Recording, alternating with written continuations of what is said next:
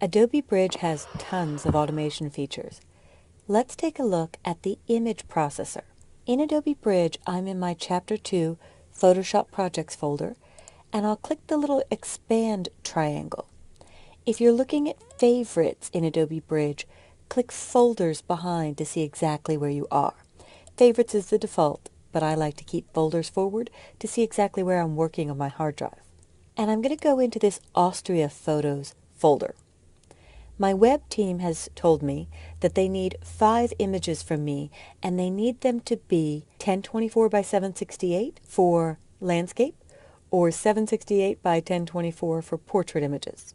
I have these uncorrected JPEGs, and if I look in the metadata for them, they're much bigger.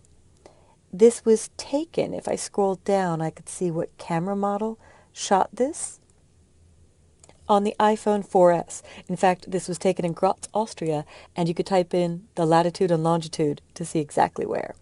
But this is a weather tower, and they have earth, water, air, and fire, and they want all 4 shots. So if I go back to preview, I might want to give this a useful name before I send it to the web team. So this is Luft, or air. So I'll click on the file name and name it Luft. I apologize, my German isn't great.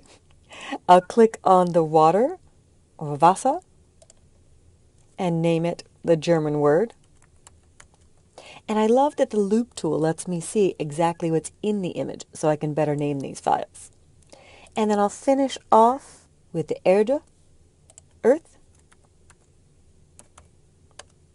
And when I press return or enter, it does resort these alphabetically. And finally, Führer. Hopefully I'm spelling all these correctly. Now they want the 5th image to be the whole weather tower. So I'll just name this weather tower, and I'll click once to get rid of my loop window. I could manually drag these into order, and I have sorting options, but these 3 are together, these 2 are not, so I'll scroll up and use my Shift key to select both, and simply drag them down so it's more easily accessible for the 5 in a row. If I go to my View menu and look at Sort, it's now on manually because I've put them in a custom order. I could go back to File Name when I'm done, and I'll try to remember to do that. Note to self. Now I'll click the first image and Shift-click the last. I know I'm also going to be doing some color correction on this, but for now they just want the untouched images. So, under the Tools menu is Photoshop and Image Processor. Instead of opening each 5 times and doing a Save As and image size to make the resolutions perfect, Image Processor will do all of the above. When I select Image Processor, it cues this over to Photoshop. And I'll hit yes. I might have left a dialog open in Photoshop, so cue it up.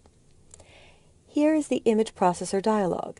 Let me select a different folder to store these in.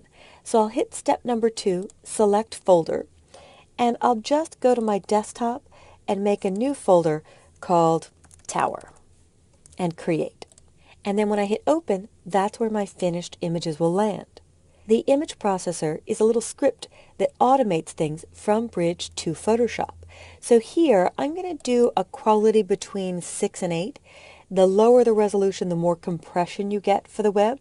I can attach the Super RGB or Web Standard Color Space profile to make it look a little better in some browsers on the web.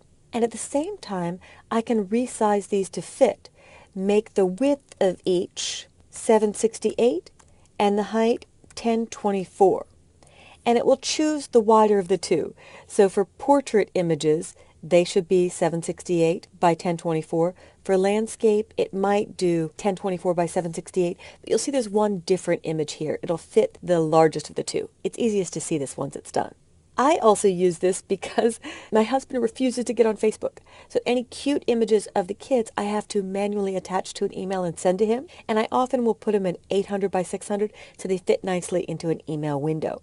So it's great for mass creating randoms of your favorite images to email to people who might not be on social media, Twitter, Facebook, LinkedIn, Instagram, etc. But I know I want to uncompress these, make them not JPEG anymore, and turn them into PSDs so I can have pure editable images to add layers to or work on in Photoshop. So the image processor is going to build 2 images at once. I could do a third if I had need for it, but I only need JPEGs, which are small and emailable, and Photoshop files. And I'll hit run. And it's going to open all 5 and make those new originals. And if I take a peek at my operating system, F11 on the Mac will hide that. On Windows, I usually right-click my taskbar and choose Show the Desktop. Here's the Tower folder, and because I'm making 2 different formats, it puts them in their own folder. So the PSDs are uncompressed Photoshop files, 23 to 24 megs. The JPEGs are all around 200K.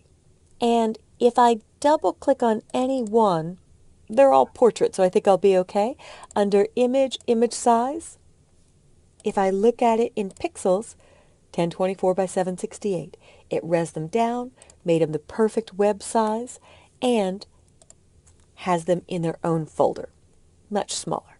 To finish this off, I might come back to Bridge, and in Bridge, point to that Tower folder. There it is. And to the JPEG folder. And since these were born on my iPhone, I don't want to confuse these JPEGs with the uncorrected, untouched originals. So often I'll select the first image in the list, shift-click the last in the list, and select from the Tools menu Batch Rename. Keep the current file name, just the name, but add the text _SM for small. So I know that they've been res down, or you might even put in the file name 768 by 1024, so you know exactly the size. I'll do that. I'll hit rename, and now I know these have been res down, and the web team can see in the file name what their width and height are. I didn't actually end up with any landscape images, but let's take a peek back in that Austria folder, and this is a landscape shot. So if I were to run Tools, Photoshop, Image Processor, and yes, go ahead and queue it up, and just click OK to leave the same locations. You could take a peek at the image size for that and see what the dimensions are. So I'll open the Tower folder. There's my new one. Image, image size in pixels, 768 by 576. It chooses the larger of the 2 that it has to work with. But the PSD is untouched. It will be a larger file, and if I open that PSD or any of the PSDs, image, image size, in pixels, it's massive. And that's how most point-and-shoot or smartphone digital cameras work. They capture a really wide territory at 72 pixels per inch. So if I wanted higher quality, I could reduce the dimension. But we're not going to cover that now. This is just to inspect what the image processor has done. So I use the image processor not daily, but probably every other day or a couple times a week to convert images into another format and begin working on them, or make lower size, emailable JPEGs to send as an attachment to a client or to a friend that might not be connected to me on social media, and make the file size smaller so it doesn't fill up their inbox. So this has been the image processor in Adobe Bridge, which you can get to by selecting images and running Tools, Photoshop, Image Processor.